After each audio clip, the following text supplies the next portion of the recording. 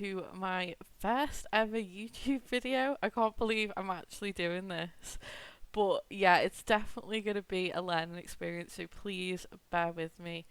But today we are building a lovely little red barn that is very much inspired by a picture I've seen on Pinterest, which I will leave a link to that picture in the description below. The exterior was very much inspired by it. I couldn't find any interior pictures of the build, so this idea I had was two elderly Sims had moved away from the town, sold all of their possessions, and bought this gorgeous little red barn. Their children had flown the nest, so they decided they wanted to have a bit of country life in their elder days, I guess. So that's what we're doing today. I'm going to try and keep the interior really cozy, really not so much old fashioned, but definitely not as modern as, a normal younger generation would have it, I guess. So we are putting in a lovely fireplace now in the living room. I end up knocking that chimney breast through and placing the fire in there just to give the room a little bit more space. It's a tiny build anyway, so the most space that I can get is ideal, really. We go for this green colour at first, but I thought again with the room being so small it'd be best to give it sort of a brighter feel, make it feel a little bit more spacious. So we actually end up changing the wall colours to a lemon yellow colour, I guess you'd call it. And the furniture that I wanted to go for, well, the sofas that I wanted to go for were these. I never usually use these are from Cats and Dogs, but I thought it definitely gives off granny vibes to me. And I guess with these Sims as well, like they wouldn't really upgrade their furniture. They'd sort of like keep hold of everything until it's fallen apart, basically. So that was the kind of idea behind this. So yeah, we're putting some pictures now on the walls. You'll notice I haven't put in any windows yet, and that was because I was really struggling with window placement and getting the balance right on the exterior as well as on the interior. Again, with it being so small, it's hard to kind of like fit all the furniture and the windows in at the same time. So I put like little placeholders with the curtains of where the windows are gonna go, and then later on in the build you'll see me put the actual windows in. So we're going for like a very country style kitchen. This was before the country kitchen kits came out, so this was the best that I could do before those packs came out, really. And we've got like a little bread bin there. We've got like that wood burning stove as well. In my mind, that's kind of more of like an Arga style oven. Um, I wish it didn't have the wood at the bottom, but hey ho. And we got a little extractor fan up at the top there in that sort of brassy kind of colour. And I actually managed to fit this little table in as well and squeeze a bin in at the same time. So with them just being the two of them, they're not going to have many guests over. Their family lives quite far away, I'd imagine. So it's just the two of them. Nice little corner there for them to eat in. And we get some tiles up in the kitchen area, which sort of ties, hopefully, the greenery that we've got in the other parts of the room as well. So like the plants and obviously like the green on the sofas. And I just sort of finish up the fireplace there with some pillars just to kind of mask those really thin walls that are coming through. And then we put a old style television in there. Again, with them being elderly Sims, I thought it would be quite funny if we had a older style TV, because maybe they didn't want to upgrade to a newer television through fear of not being able to work it. I knew my grandparents were real technophobes, bless them. So yeah, I found this. I was looking for it for a while, but that pan holder thing, I don't know what you'd call it, pan holder. Yeah, we'll go with that. In the brass as well. I just love copper. I really do. I'm definitely a copper whore, to be honest. And rose gold as well. I love that. So we've put in some decorations in the hall, so a little shoe rack, little coat rack going in, and we're just bringing that lemon sort of colour through into the hall as well. And I got a full length mirror at the bottom of the stairs as well, so they can check out their outfits before they go. And that little basket that I put onto the console table in the hall, I wanted this sort of basket where you could like dump keys and things like that in, but we didn't really have anything like that, so it was the best that I could come up with. So that's what that's supposed to represent there anyway. And this corner unit, I absolutely love that with all the ornaments and things on. But when I was player testing, the Sims actually couldn't get past to go up the stairs, so I've had to take that out. I was going to put it in the corner by the sideboard with the lamp on in the living room, but it just looked a little bit too cluttered, so we've had to take that out, unfortunately. And this is me struggling with the floor plan upstairs here. I was going to cut some of this bit out, and I have edited quite a lot of it, but I thought I'd keep it in just to show that the struggle is definitely real when it comes to furnishing tiny houses. So the what you'll see me do here is put in the furniture for the master bedroom just to make sure I've got enough space to fit everything, because obviously I wanted to get a wardrobe in there, and obviously a double bed is a must with two Sims living there.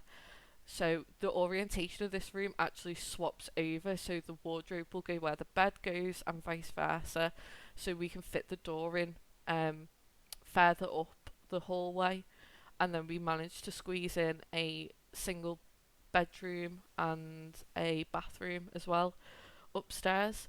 And again, there's the placeholder for where I'm hoping the windows will go at the very end. And you'll see me here trying to figure out where to put the bathroom and the spare bedroom. Ideally, I would have wanted to keep the hallway like a 2 tile wide, just so there was like enough space to pass people in the hall, but that just wasn't possible. And I guess with like an older barn conversion, if you want to call it that, you wouldn't have that much space in there anyway. So that's the storyline. Anyway, here we go, putting in the spare bedroom, and then the bathroom goes in there, and I create this like little nook just so we can get the doors in properly. And that's where the bath shower will go, in that little 2 tile wide space there. So the spare bedroom, I wanted it to look very much spare bedroomy with like storage and things like that. So we end up putting in the dresser where it's got the it looks like suits like in a bag. That's the one there. And I just thought that was maybe their like winter clothes or just spare coats and things that they can't fit into their main wardrobe, so they keep it in the spare room.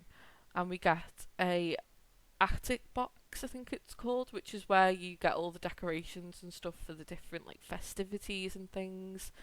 And we've got that really old style computer there. I was thinking maybe they like message each other on Skype and stuff. Maybe they've got a little webcam like tucked away, and they know how to do that, so they can speak to their like grandkids and things. Maybe their grandkids come and stay with them on the weekends, or school holidays even.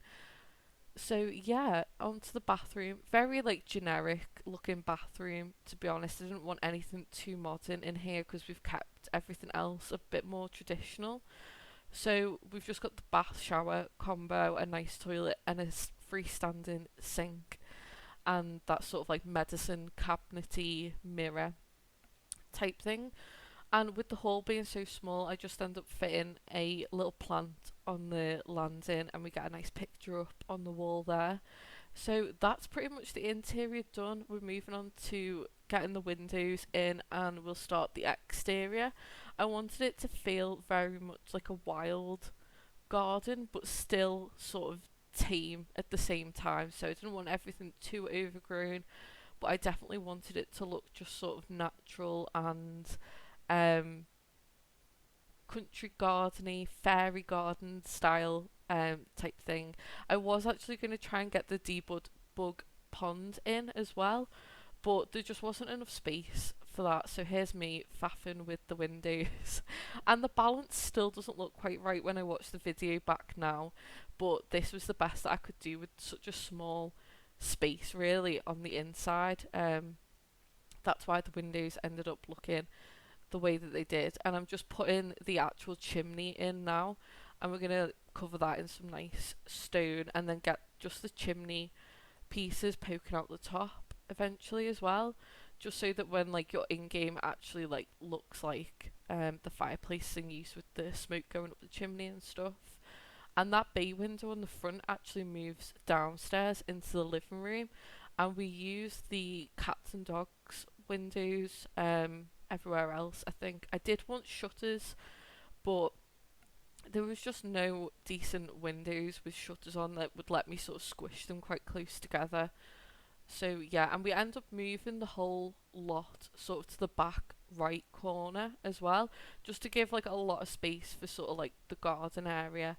And we get a little vegetable patch in as well, which is the it's a debug item, and it just looks like there's little veggies growing. I thought maybe with them moving to the countryside, they would try and get their hands dirty, I guess, and start living a little bit off the land, growing some fruit, growing some vegetables, that type of thing. So I'm putting a little path in here. We managed to get a little patio area at the back, which looks really nice. We got like a little table and chairs out there, and then you'll see me getting some trees out now, just to sort of like block off that sort of back area.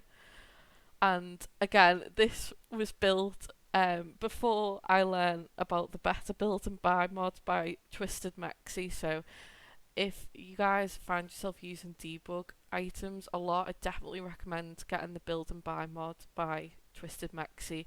It just helps so much when it comes to debug items. You'll see here I was placing a load of stuff that I thought I might need, because scrolling through the debug menu is an absolute nightmare, and you always end up losing your place. But with the Better Build and Buy, you can actually like duplicate debug items and eyedrop it, which is so much easier. But this was before that time that I had that, so you can watch me scroll through the menus and try and find all the shrubbery and flowers and things that I wanted to include in there. You saw just then the pond that I was trying to get in that front area, but it just wouldn't fit in. I was going to make a natural pond, but I actually quite preferred it having a bit more of the grass exposed. We're putting some longer grass in around like the hedges and things, again trying to keep that sort of wild garden sort of vibe coming through. And we're just placing some more flowers and things. I end up shuffling the flowers by that by the actual house to each side, so we can get like a little bench in amongst the flowers. I thought that was quite cute, and I could imagine them sitting outside maybe reading a book on that bench with the lovely view of the sort of like foresty area that's sort of behind this lot. This is the Hind Quarter Hideaway. God, that's such a tongue twister. In Brindleton Bay. I love this lot. I love sort of the orientation of it, with it being like widthways wider widthways. Sorry. And yeah, it just sort of suits like the farm feel, I think, in Brindleton Bay as well.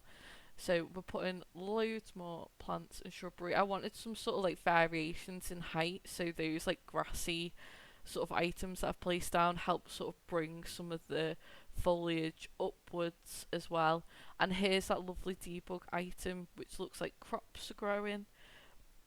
And we're getting in just a plain sort of wooden fence. Again, this is a debug fence in the debug and live edit menu. There is also a piece I use that's got sort of like ivy wrapped around it, and there it is, and it is stunning. I wish we had that just in the normal build catalogue, instead of having to go into debug. It's such a lovely fence piece, and again it just sort of keeps that wild vibe going throughout. So I'm just gonna be shuffling these plants around now. I was gonna put another tree in, but I wanted to keep where the crops are quite open and keep the sun shining on them, help them grow, that type of thing. And we'll just get that like corner by the bay window there with lots of flowers and shrubs and things like that as well. So yeah, overall it's looking really good. It's starting to come together. So I start going around with some terrain paint now. I'm actually really impressed at how neat this looks on video because like when I was doing it, my hands were shaking. I do not have steady hands at all for terrain painting, but it actually looks really neat on the video, which is great. So yeah, go around all the fence posts as well. It's amazing like how much detail um, you can get with the terrain paint and how you can make the build really like come alive just by going around the bottom of the fence post and putting in a little bit of soil so it looks like it's sort of worn, it's been standing there for a while, that type of thing. So here we are, we're getting some pots in on the patio. God, lots of tongue twisters today. And I thought I'd put a little beehive in as well. Bees are so important, and with all these flowers and everything around, I thought we'd give the bees a home in our garden. So that's that there. We managed to get in some tools around the area as well as a garden hose. We're actually coming up to the end of the video now, so please give us a like if you enjoyed the video. I do stream on Twitch as well. We do a lot of Sims building on Tuesdays, Thursdays, Saturday and Sunday. So I'll be live tomorrow at 7:30 GMT time over on Twitch. I'll leave the link in the description below. And you'll get to see some nice cinematic shots of the interior now. So thank you all so much for watching, and I'll see you next time. Bye everyone.